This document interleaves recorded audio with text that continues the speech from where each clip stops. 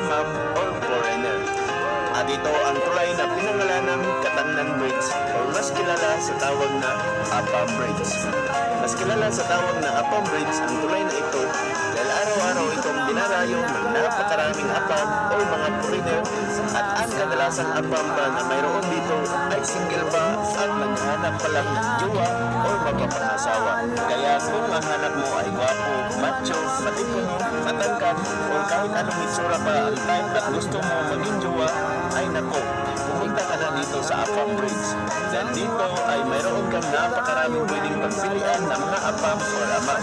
101% talagang siguradong magkakaroon ka talaga ng apam dito once ikaw ay nakapunta at kung gugustuhin mo lang talagang magkaroon ng jowa na apam or amam.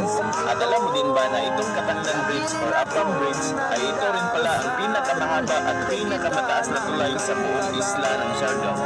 Bukod sa mayroon na itong napakagandang tanawin ng karagatan, mas maganda pa rin ang tanawin dito dahil sa mga nagsisiksiwang mga apam at amam. Kaya kung gusto mo talagang magkajowa ng apam, ay puntahan mo na ang Katangnan Bridge sa General Luna sa isla ng Siargao, Surigao del Norte. Let's go!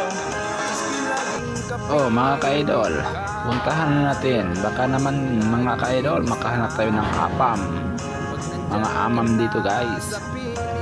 Kaya wag na kayo magdalawang isip, puntahan na natin to mga ka-idol. O diba, matataas at mapuputi pa guys. Kaya puntahan na natin to mga ka-idol. Wag na kayo magdalawang isip dyan. Kung kayo naghanap ng mga apam, mga amam dyan, puntahan na natin to mga ka-idol.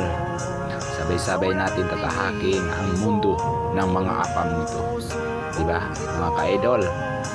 Baka dito na tayo magiging milyonaryo. Wow, sana all mga ka-idol. Baka naman mga ka-idol makapunta tayo dito tapos makahanap tayo ng mga amam pati apam, diba? Yan ang mga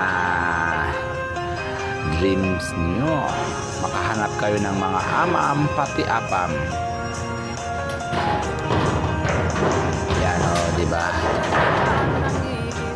mga ka-idol, puntahan na natin to. At bago ka pa lang sa aking page, ipalo nyo na